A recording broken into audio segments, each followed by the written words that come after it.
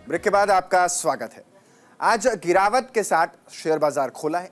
26 अंकों की गिरावट देखने को मिली। तो दरअसल बीएसई यानी बॉम्बे स्टॉक एक्सचेंज 81,000 के आंकड़े पर कारोबार की शुरुआत हुई है। एनएसई के निफ्टी 50 में भी गिरावट के साथ शुरुआत हुई है। तो 17 अंकों की गिरावट के साथ निफ्टी 50 खुला है। बुधवार को 16 अंकों की बढ़त के साथ बीएसई बंद हुआ था। 31 अंकों की बढ़त के साथ निफ्टी 50 बंद हुआ था। तो यानी आज जो बाजार है वो शेयर बाजार जो है गिरावट के साथ खुला है। यानी निवेशकों के चेहरे पर फिर से कारोबारी सप्ताह के कुछ ही दिन बचे हुए हैं, या यूँ कह लें कि दिसंबर का महीना है और ख़ासतौर पर नया साल आने वाला है। और उससे पहले अगर शेयर मार्केट में गिरावट देखने को मिलती है तो कहीं ना कहीं निवेशकों के चेहरे पर मायूसी छा जाती है। और इसी को लेकर के आज गिरावट के साथ बाजार खुला है। उम्मीद जताई जा रही है कि 12 से 1 के बीच में बाजार में बढ़त हो सकती है, क्योंकि 3 बजे के बाद जो व्यापारिक स्थिति है वो लगभग तय होने लग जाती है कि बाजार का मूड जो है वो अब क्या रहने वाला है। तो बाजार बंद होने से पहले की जो स्थिति है वो आपके सामने है। खुलता ही इस बार खुला बाजार आज का दिन तो गिरावट के साथ खुला है। तो बड़ी जानकारी आपके बीच रख रहे हैं। बृहस्पतिवार का दिन और ऐसे में बाजार का अच्छे अंकों के साथ ना उठना कहीं ना कहीं इन्वेस्टर्स के चेहरे पर, जो लोग शेयर मार्केट में इन्वेस्ट करते हैं, फिर आम आदमी से लेकर के अरबपति इसमें शामिल होते हैं। तो कहीं ना कहीं जब बाजार में गिरावट होती है तो इसका असर न केवल बाजार पर पड़ता है बल्कि खुदरा बाजार पर भी पड़ता है। आम लोगों के जनजीवन में भी इसका असर पड़ता है। और सिर्फ जीवन पर ही असर नहीं पड़ता है, कई चीज़ें इसी से निर्धारित होती हैं। भारतीय मुद्रा कोष में भी जो धन एकत्रित होता है, विदेशी मुद्रा कोष यानी एफडीआई जो है, उसमें भी इसका फर्क पड़ता है।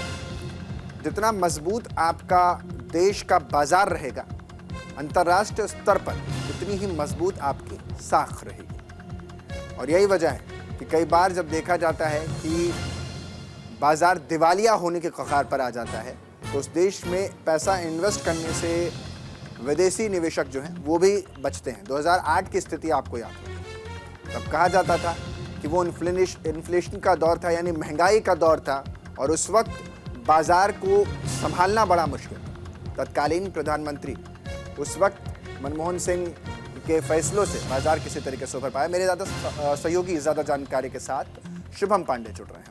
शुभम, आज के कारोबारी सप्ताह की शुरुआत जो है वो कहीं ना कहीं गिरावट के साथ हुई है। तो यानी कैसा रह सकता है बाजार, क्या कुछ बढ़ा है और क्या कुछ घटा है? बिल्कुल, देखिए एक बार फिर से बाजार जो है गिरावट के साथ खुलते हुए दिखाई दे रही है। और देखिए 2-3 दिन अगर हम बात करें तो बाजार काफी अच्छे अंकों के साथ खुलते हुए दिखेगा, लेकिन 81,000 के बाहर इस वक्त सेंसेक्स कारोबार करते हुए दिखा रहे हैं। वीकेंड का सेकंड लास्ट दिन है, कल सप्ताह का आखिरी दिन होगा जब बॉम्बे स्टॉक एक्सचेंज बंद हो जाएगा। सैटरडे संडे को बॉम्बे स्टॉक एक्सचेंज जो है नहीं खुलते हैं, लेकिन फिर भी अगर हम बात करें तो इस वक्त जो लॉसेस में चल रहे हैं वो अडानी पोर्ट्स के शेयर्स हैं, रिलायंस के शेयर्स हैं, और NTPC, Maruti, Tata Motor, Titan, Tata Steel, State Bank of India, इन कंपनियों के शेयर्स इस वक्त जो है वो रेड जोन में खुलते हुए दिखाई दे रहे हैं। ये तो बड़े पार्टनर्स हैं, प्राइवेट पार्टनर्स हैं, जिनके शेयर्स में गिरावट है। तो कहीं ना कहीं फिर तो छोटे वालों पर भी काफ़ी असर पड़ता हुआ नजर आ रहा होगा। अगर रिलायंस और अडानी जैसे बंद हैं, एनटीपीसी जैसे में भी गिरावट है, तो बाकी जो छोटे निवेशक हैं, जो छोटी छोटी अमाउंट कई अन्य में लगाते हैं, उनको भी ऐसे ही कुछ देखने को मिल रहा होगा, वहां पर भी गिरावट ही होगी। बिल्कुल, वहां पे भी गिरावट देखने को मिल रही है। हालांकि सेंसेक्स 81,000 के पार खुला तो है, लेकिन बड़ी बड़ी कंपनियों के शेयर्स आप डाउन है, छोटी बड़ी कंपनियों के शेयर्स भी डाउन होते दिखाई दे रहे हैं। तो निराशा जो है हाथ रखते हुए दिखाई दे रही है, लेकिन दिन का इंतजार करना होगा। शायद ये रेड से जो है ग्रीन जोन में भी कन्वर्ट हो जाए और कल फिर अच्छे अंकों के साथ खुले तो कल आपके पैसे जो है निवेश है तो उसमें डबल हो सकते हैं।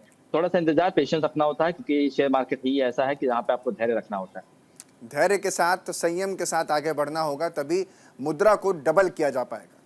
बहुत बहुत शुक्रिया शुभम तमाम जानकारी देने के लिए। तो साफ तौर पर बाजार जो है वो आज गिरावट के साथ उसका कारोबारी दिन की शुरुआत हुई है। और देखना दिलचस्प होगा कि आगे चल कर के शाम होते होते तक, यानी बाजार बंद होते होते तक, क्या इसमें बढ़त देखने को मिलती है या फिर और भी गिरावट होती है।